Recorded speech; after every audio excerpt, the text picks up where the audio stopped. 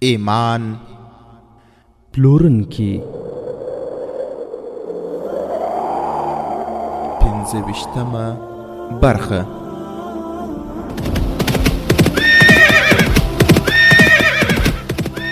د سلطان صلاح الدین ایوبی رحمه الله د دوران رښتینی کیسې. صلاح الدین پر دغه مکارا پیدا کړه، ته یو بل صلاح الدین پر دغه مکارا پیدا کړه. الحمد لله وكفى والصلاة والسلام على رسوله المصطفى اما بعد. ورونو یو یادونه اړینه ګڼم، هغه دا چې سلطان صلاح الدین ایوبی رحمت الله علیه په هغه وخت کې ډیر فتوحات کړي وو او په ډیرو ځمکو د اسلام بیرغ راپاند کړی وو. خو اوس موږ او تاسو ته دا پوښتنه پیدا کیږي چې نو اوس ولې موږ مسلمانان وروسته پاتې اولسونو کې شمیرل کیږو او د دغه وروسته پاتېوالي اصلي عوامل څه دي؟ ځواب یې دا دی، په داسې حال کې چې مسلمانان د هغه حق دین منونکي دي چې الله جل جلاله له هغه پرته بل دین نه مني، او په داسې حال کې چې مسلمان هیوادونه د ودانې نړۍ په منځ کې موقعیت لري چې په سیاسي، اقتصادي او ستراتیژیک لحاظ له ډېر اهمیت څخه برخمن دي، او په داسې حال کې چې مسلمانان د شمیر په لحاظ ورځ په ورځ زیاتېږي او د ژوند وسایل یې هم ښه کېږي.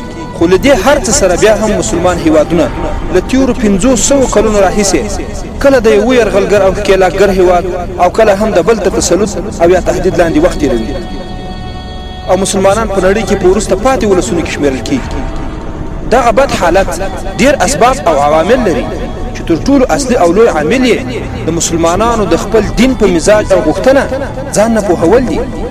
په هغه وخت کې چې مسلمانان د خپل دین په مزاج او غوښتنو پوهېدل او د نړۍ او انسانیت چارو ته د خپل فکر په رڼا کې کتل، سم او ناسم کارونه په خپلو معیارونو معلومول او د خپل ځان لپاره اهداف او د پرمختګ لاره هم په خپله ټاکله، نو په هغه وخت کې مسلمانان تر ټولو غښتلي او پیاوړي خلک وو چې له هسپانیې نیولې تر چین پورې د دوی بیرغ رپېده، او د نور نړۍ خلکو به کوښښ کاوه چې له دوی څخه دین او یا تمدن زده کړي. خو کله چې د بیلابیلو عواملو په نتیجه کې د مسلمانانو اجتماعي تفکر بدل شو او خپل معیارونه او تګلاره یې پرېښوده او د نورو معیارونو او تګلارې یې خپلې کړې، نو نتایج هم معکوس راووتل. قیادت او سیادت د مسلمانانو له لاسه ولاړ او قرار مسلمان هیوادونه او ولسونه یو په بل پسې د پردیو تر واکمنۍ لاندې شول، او دغه پردی واکمنۍ بیا په مختلفو لارو او پلمو مسلمانان له خپلې ازادۍ، ارادې، دین، تمدن، ژبو، تاریخ، فرهنګ او معنوي ارزښتونو څخه محروم کړل، چې دغه محرومیت ژوندۍ مثالونه د مسلمانانو په سیاسي، اجتماعي، فوجي، تقنیني، علمي، فرهنګي، اقتصادي او نور حالاتو کې موږ تاسو خپل وینئ. ورونو دا یوه لنډه تفصیله د ام عراره تختونه د جون میاشت وه 1101 میلادي کال.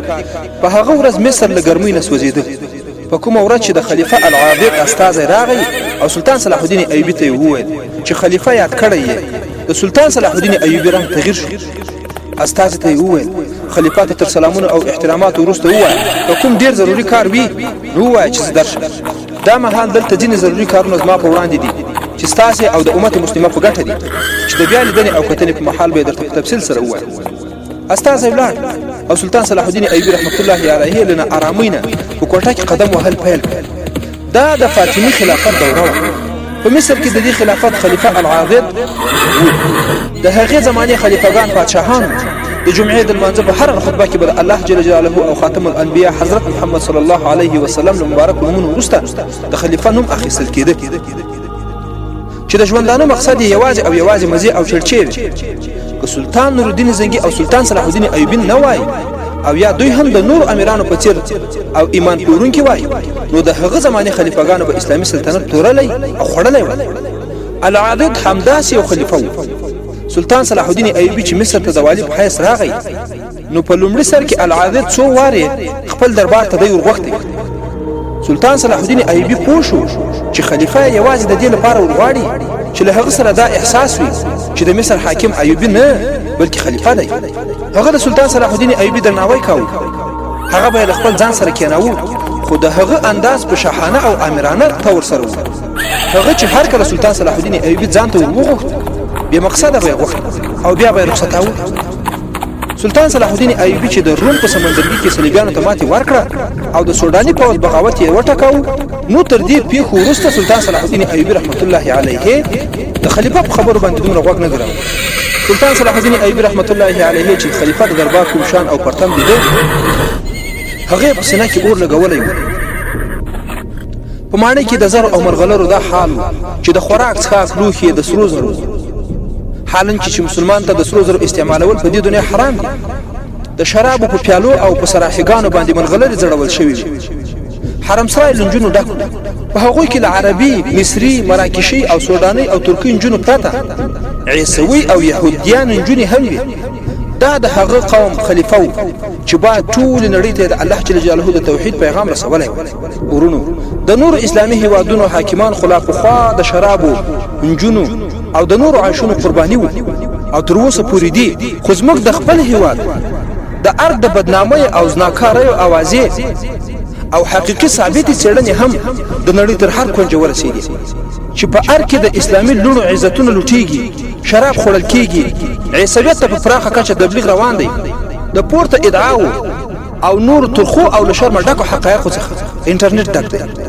او که په نیټ پسې وګرځئ تاسې په وګورئ چې د خلیفه العادل د ماڼۍ په څېر په ار کې هم د ډېرو غربي هیوادونو فاحشې او زناکارې شتون لري ورونو نو تاسې فکر وکړئ چې آیا دوی د کلیسا پیرواداران نه دي او د هغه وخت د صلیبیانو ټول خویونه نه دي راژوندي کړي په ژوند کې هر مسلمان مکلف دی چې د حق او باطل ډلې معلومات وکړي او په حق صف کې د الله جل جلاله د دین تابع او د شریعت د نفاذ لپاره هر قرباني ته حاضر شي او باطل له نشت سره مخ کې دا د هغه وخت او قوم خلیفه و چې با ټول نړۍ ته د الله جل جلاله د توحید پیغام رسولی او د نړۍ د عیسویانو له یو هیبتناک جنگي قوت سره مقابله کړې و خو سلطان صلاح الدین ایوبي رحمت الله علیه د خلیفه العادل یو څو نور خبرو هم زوراو یو خبره خدا و چې د خلیفه د ساتونکو ټولۍ له سوداني او قبایلی حبشانو جوړ چې وفاداری یې شکمنه و دویمه دا چې د خلیفه په دربار کې د سودانیانو باغی او ګوشکړه شوي فوجي قومندانان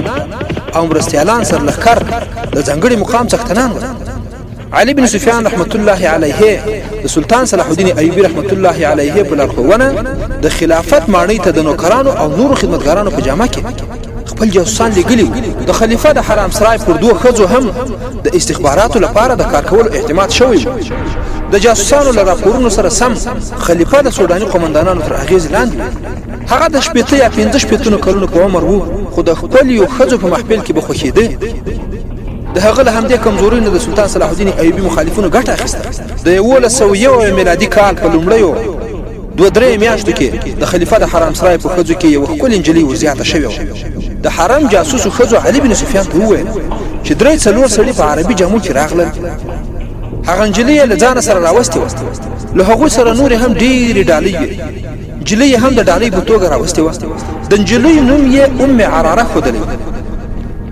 د هغې کمال دا و چې په خلیفه الغادر یې جادو غوندې کړی و ډېره چالاکه او هوښیاره نجلۍ صلاح الدین ایوبي رحمت الله علیه د خلافت د ماڼۍ له دې ټولو خرافاتو خبر و خو په حکومت کې یې لا تر اوسه منګولې کلکې شوې نه وې چې د خلیفه پر خلاف کوم کار وکړي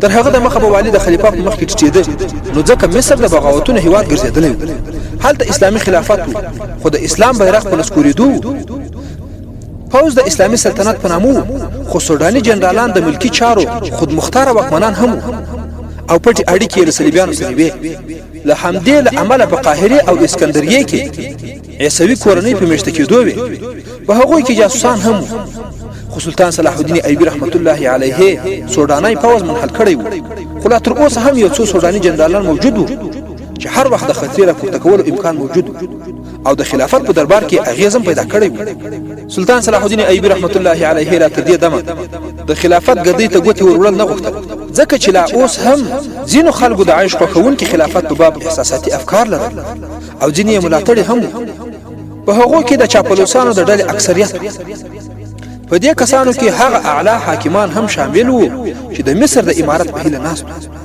خو د دې دندې مسؤلیت د اسلام سپېڅلي دین په لاره کې سرښندونکي لوی شخصیت او مجاهد سلطان صلاح الدین ایوبي ته ورکړل شوی. سلطان صلاح الدین ایوبي رحمت الله علیه په دغه حالاتو کې چې له یوې خوا هیواد له جاسوسانو او خاینانو ډکو او د صلیبیانو د جوابي حمله خطر هم و، د دې لوړ رتبه او ټیټ رتبه افسرانو دښمني نه غوښته چې د خلافت په دربار کې رودل شوی. خو په 1901 میلادي کال کې چې کله خلیفہ العاضد صلاح الدین ایوبي ځان ته ورغوښت، نو هغه څرګند انکار وکړ. هغه پیرادار ته وویل علي بن سفیان، بهاودین شداد، عیسی الحکاری، فقهی او الناصر جره تراولي. دا څلور وړه د سلطان صلاح الدین ایوبي رحمت الله علیه خاص مشاورین او باوري سړي وو. سلطان صلاح الدین ایوبي هغوی ته وویل اوس د خلیفہ استاد زما د بلنې لپاره راغلی، خو ما له ورتلو انکار وکړ. تاسو مې د خبرو او مشورو لپاره راغوښتي یاست. زه د جمعې له خطبې نه د خلیفہ نوم وباسم. قاضي شداد وویل دا اقدام تر وخته مخه دی، خلک خلیفہ پیغمبر ګڼي، عامه افکار به زموږ په خلاف شي. سلطان صلاح الدین ایوبي رحمت الله علیه ورته وویل تر اوسه له خلک پیغمبر ګڼي، لکه موده وروسته به په خدایي ونیسي. هغه ته د پیغمبري او خدایي د رتبو ورکوونکي موږ یو، د هغه نوم د الله جل جلاله او حضرت محمد صلی الله علیه وسلم له مبارک نومونو سره یو ځای یادېږي. ورونو خو د سلطان صلاح الدین ایوبي رحمت الله علیه اکثره مشورې له علماو سره وي. سلطان صلاح الدین ایوبي فقهي ته وویل څنګه عیسی فقهي ستا رایه څه ده او څه مشوره راکړه؟ عیسی الحکاری فقیه رحمت الله علیه وویل زه ستاسې ملاتړ کوم. یو مسلمان هم په خطبه کې د کوم انسان نوم زغملی نشي.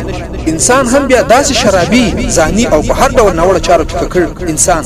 دا بیله خبره ده چې له پیړیو راهیسې خلیفګانو د پیغمبرانو مرتبې ورکول کېږي.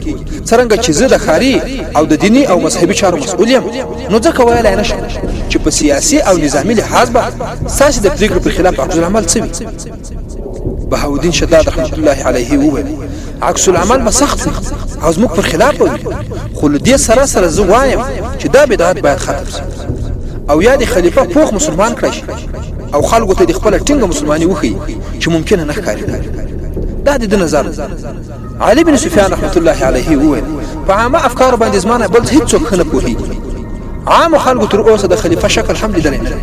هغوی د العاضد له نامه سره نه بلکې د سلطان صلاح الدین ایوبي له نامه سره اشنا دي. زما د ادارې باوري اطلاعاتو زه ډاډه کړی یم چې ستاسې د امارت په 2 کلنه دوره کې د خلکو دومره اړتیاوې پوره شوي دي چې هغوی کله فکر هم نه دی کړی. په ښارونو کې داسې روغتونونه نه وو چې خلک خپل ناروغان پکې داخل او علاج وکړای شي. خلک له معمولي ناروغۍ نه مړه کېدل. اوس سرکاري روغتونونه او مدرسې پرانیستل شوي دي. د دکاندارانو او سوداګرو لوټ تالان بند شوی، جرایم هم کم شوي او اوس خلک خپل مشکلات تر تاسې په مستقیمه توګه رسولی شي. ستاسې تر راتلو د مخه خلک له حکومتي چارواکو او پوځ نه په ویره کې وو. تاسې هغوی ته خپل حقوق وښودل او اوس هغوی خپل ځانونه د دې ملت او هیواد یوه برخه ګڼي. له بېرحمۍ او بېعدالتۍ پرته خلافت هغوی ته هېڅ هم ورکړي نه وو. تاسې هغوی د عدل او درناوي څښتنان وګرځولي. زه په ډاډ سره ویلی شم چې خلک به د خلافت په ځای د امارت پرېکړې ومني. سلطان صلاح الدین ایوبي رحمت الله علیه وویل ما خلک د عدل، انصاف او وقار څښتنان کړي که نه؟ ما هغوی ته خپل حقوق ورکړي دي او که نه؟ زه نه پوهېږم، خو زه له قومه یو ډېر بې ځایه او بېکاره دود لرې کول غواړم. زه له کفر او شرک نه ژغورل غواړم. اوس ضروري شوې ده چې دا بېکاره روایت ختم او له خزلو او ګیاو سره یو ځای ایسته کړي چې د دین او مذهب یوه برخه ګرځېدلې ده. که دا روایت په خپل ځای پاتې شي نو دا هم کېدای شي چې سبا یا بله ورځ زه هم خپل نوم په خطبه کې شامل کړم. له څراغ نه څراغ بلیږي، خو زه دا ډیوه ګل کول غواړم چې د شرک سپرغۍ ترې نور وانخلي. او ورپسې صلاح الدین ایوبي رحمت الله علیه وویل د خلافت دربار د بدکاریو اډه ګرځېدلې.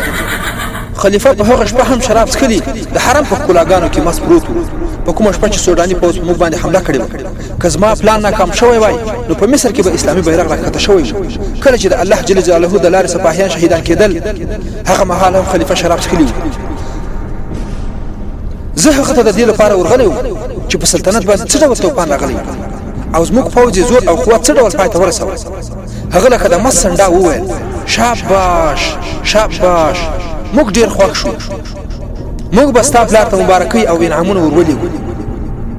صلاح الدین ایوبي رحمت الله علیه وویل ما هغه ته وویل د مسلمانانو خلیفه ما خپل فرض ادا کړي، ما دا کار د خپل پلار د خوښۍ لپاره نه بلکې د الله جل جلاله او د هغه د رسول صلی الله علیه وسلم د خوښۍ لپاره کړی دی. هغه بوډا خلیفہ وویل صلاح الدین ته لا تر اوسه هلک یې خو کار دې د غټو سړی کړی. هغه له ما سره داسې خبرې وکړې لکه ما چې خپل غلام او د خپلو اوامرو پابند ګڼي. دا بېدینه انسان د قومي خزانې لپاره ښامار دی. سلطان صلاح الدین ایوبي رحمت الله علیه په همدغه شیبه کې یو لیک له خپل جیبه راویست او ټولو ته یې وښودو. ویې ویل 6 ورځې وشوې نورالدین زنګي رحمت الله علیه ما ته لیک را استولی دی. هغه داسې لیکلي چې خلافت په 3 برخو ویشل شوی دی. د بغداد د مرکزي خلافت اغیز په دواړو تر لاس لاندې خلیفګانو پای ته رسېدلی دی. تاسو به خبره اوسئ چې د مصر خلیفہ هم خپلواک پادشاه نشي. اوس به هغه له سودانیانو او صلیبیانو سره هم له جوړجاړي ډډه ونه کړي. زه فکر کوم چې خلافت به یوازې او یوازې په بغداد کې خو زه په دې ویریږم چې هغوی به زموږ پر خلاف هم توطئې جوړې کړې وي. که تاسې د مصر د خلیفہ پادشاهي د هغه په ماڼۍ کې کلابنده کړئ نو زه به در سره نظامي او مالي مرسته وکړم. احتیاط ته هم اړتیا ده ځکه چې د مصر داخلي حالات سم نه دي. په مصر کې یو بل بغاوت هم کیږي او بل یې دا هم لیکلي وو چې تاسې سودانیان تر کلکې څارنې لاندې ساتئ. صلاح الدین ایوبي رحمت الله علیه چې لیک ولوست ویې ویل آیا په دې کې شک شته چې د خلافت دربار یو ستر ښامار دی؟ تاسې یې نه وینئ چې کله خلیفہ العادل بهر راوځي نو ستاسې نیمایي فوج د هغه د ساتنې لپاره هرې خواته خپرېږي. خلک مجبورېږي چې د العادل د سپرلۍ په لاره کې درې او قالینې وغوړوي. د خلیفہ ساتونکي ټولۍ د دورې په واسطه باندې خلک دې ته اړباسي چې د هغوی ځوانې پیغلې لوڼې پر خلیفہ ګلان وشیندي. د هغه په سفرونو د خزانې هغه پیسې مصرفېږي چې موږ ورته د اسلامي سلطنت پراختیا دفاع او د قوم د خیر ښېګڼې لپاره ډېره اړتیا لرو. سربیره پر دې دا خبره هم د غور وړ ده چې موږ باید د مصر خلکو عیسویانو او نورو نامسلمانو ته دا ثابته کړو چې اسلام د شاهنشاهانو دین نه دی. دا د بېدیانۍ شپنو دهقانانو او اوښبنو رښتینی دین دی او انسان ته د انسانیت د مرتبې ورکولو دین او پر الله جل جلاله ګران دی. قاضي شداد رحمت الله علیه له صلاح الدین ایوبي له خبرو وروسته وویل دا هم کېدای شي چې د خلیفہ پر خلاف تاسو د عملي اقدام په صورت کې په تاسو باندې بهتانونه وروړي شي چې تاسو د خلیفہ پر ځای په خپل ټولواک کېدل غواړئ.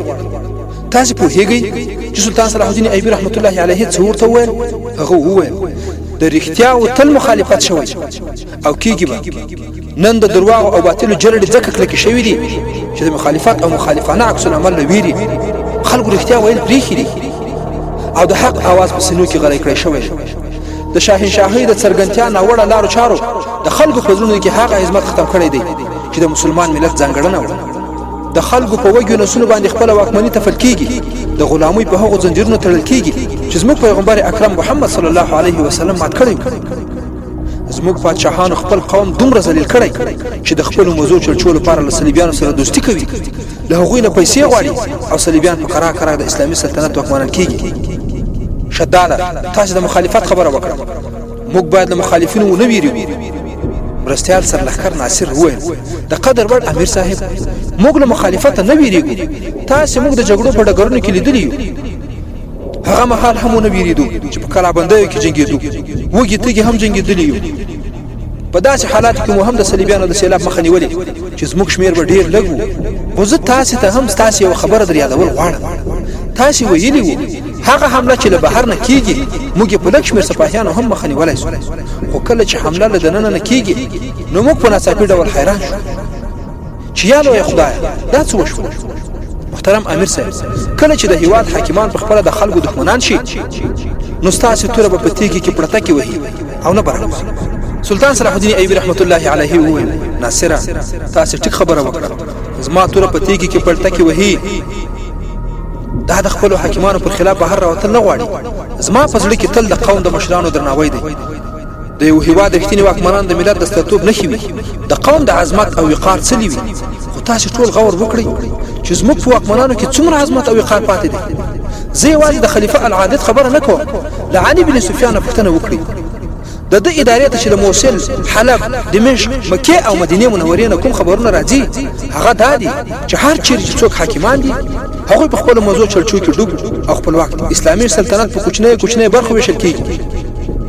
خلیفه دومره کمزوری شوی دی چې امیرانو او حاکمانو یې د ځانګړو سیاسي لوبو لپاره استعمالول پیل کړي دي. زه د دې خطرې نه بې خبره نه یم چې چې کله هم زموږ د قوم د خوري ورې تنې د یو ځای کولو کوښښونه کوو نو نور به هم خورا ورکیږي زموږ مخې ته به غرونه راپورته کیږي خو زه ویریږم نه او هیلمن یم چې تاسو به هم ویره نه کوئ زه به ستاسو د مشورو درناوی کوم خو زه به په آینده کې د خلیفہ په بلنه هغه وخت ورځم چې کوم ډیر ضروری کار وي د اوس لپاره خو زه د هغه نوم د خطبې نه استقوام ټول د سلطان صلاح الدین ایوبی رحمت الله علیه د دې کار ملاتړ وکړ او هغه ته د هر ډول دوستي او قرباني وعده ورکړه ورونو اوس به ورشو د نشو په سمندر کې غوفه خلیفہ هغه مهال العازد خلیفہ په یو ځانګړي کوټه کې چې قاصد ورته وویل چې صلاح الدین ایوبی ویلي که کوم ضروری کار ویز درتلای شم او کنه ډیر مصروف یم خلیفہ ډیر په غوسه شو قاصد ته وویل رجب ما تر ولېګا هغه د سوداني فوج سای منصب او د خلیفہ د ساتونکو قومندان ټاکل شوی او دنده هم د مرستيال سرلښکر په توګه